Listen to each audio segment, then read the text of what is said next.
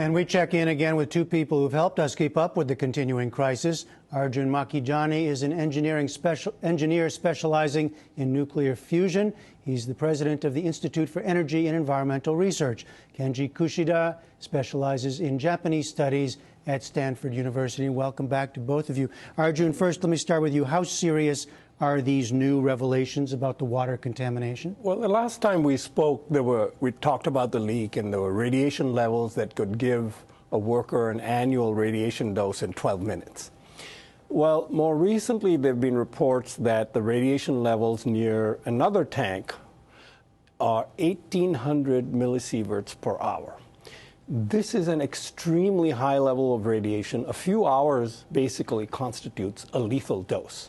So now we're talking about radioactive contamination in these tanks, the liquid stored in these tanks, that are very highly radioactive. And so these leaks are extremely problematic for the workers and for management. And is this something they just discovered, or what suddenly causes the much more serious amount of levels? Well, the best I can understand from all the confusing information there's out there is the first measurement was done with an instrument that only went up to 100 millisieverts and maxed out. Yeah. So now they're making more measurements, and they're finding there are more contaminated spots and apparently more leaks. So I'm not quite clear what the company knows when, but the information is kind of dribbling out, and the government is clearly concerned that the situation is getting more out of control. Well, Kenji Kushida, you pick up on that because yes, there's the company and then there's the government. Clearly the government is stepping in with much more force now, right? Yeah, absolutely.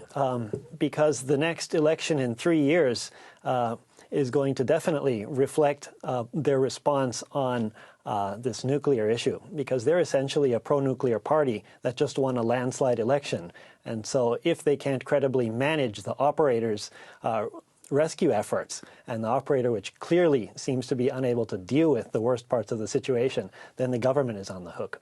But from the outside, it looks like this is taking a long time to get to even the kind of understanding of the contamination levels, that never mind getting to a lot of the more serious work that still needs to be done. What's the sense in Japan, as far as you can tell, about the levels of I don't know, desperation or urgency there? Yeah, well, similar to what we said last time, the operator's reputation and people's confidence in it, which was already at an all-time low, is now even lower. And after the government essentially de facto nationalized the operator about a year ago and replaced top management, people hoped that the ability of the operator to deal with some of these problems would have been enhanced. But some of the media reports coming from Japan are saying things like subcontractors are now leaking information that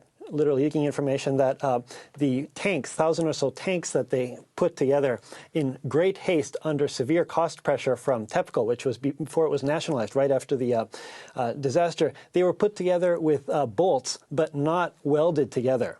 And so some of these subcontractors are saying, well, in the long run, even medium run, you'd expect them to start springing leaks. So clearly, the operator hasn't been on top of the situation, and people are getting fairly nervous about that. So, Arjun Makhijani, explain this idea of the ice wall. It sounds strange.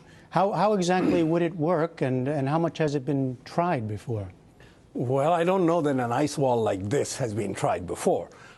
It's like building a dam underground, but with ice, by freezing all the pore water in the soil. All soil has. So there's water coming in from uphill through the site and going into the ocean, all underground. It's an aquifer. Some of that water contacts the molten fuel and is becoming contaminated.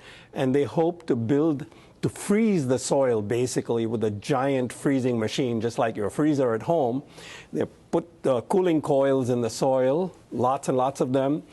Takes an enormous amount of electricity, and they would freeze it. Of course, it contains the water behind it like a dam, but eventually it's going to overtop the dam, as it did before. They had another wall that they built. They chemically impregnated the soil to kind of solidify it, and that is what is overflowing into the sea 300 tons a day. So, well, so it's been done before, but not on this scale, you think? So, I mean, is it a, how would you describe it? Is it an experiment? Is it a kind of stab at something? It is an experiment, Yeah. and I think it's a risky experiment, because if the power fails, just like when the power goes out with your refrigerator, everything will defrost in the freezer. So if this ice melts suddenly and is blocking an enormous amount of contaminated water behind it, then you've got a problem. At the same time, the tanks are themselves something of a threat if there's another earthquake and this highly contaminated water gets into the ocean. And so they've got a couple of very, very serious problems of containing the water. And then, Kenji Kushida, there is still, as we said, the long term here, which I heard talk about decades to decommission the plant, for example. Yeah, some of the estimates are a minimum of 40 years to decommission the plant. So this idea of frozen underground walls, a massive spending into innovative infrastructure projects can be a good thing, but when it's the last line of defense designed as a permanent solution to a almost seemingly intractable problem, I think the general public would be much more comforted if they saw several options out there rather than all the eggs being put into this potentially risky, unknown, and untested solution that may or may not work. You were talking about the politics earlier. Is there any uncertainty as to the will to stay with this for the decades that you're talking about? Well, there's no choice.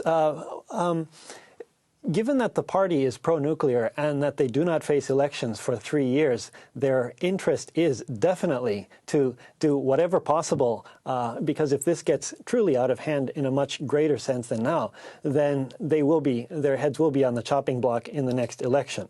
But they'd like to avoid that. That being said, it's not like there's a set of technical solutions that are easily possible here that can be chosen from. So in the very long term, they do need to try to stay in power. So you'd expect them to put as many resources as possible. And as we do see, they are moving, but they need to move much more quickly, as most general public would agree.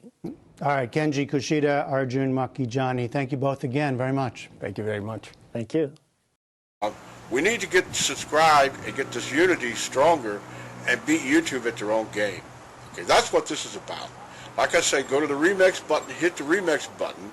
That way you'll have this video and keep up with this. Otherwise, YouTube's just going to control us, guys, and it's really bad.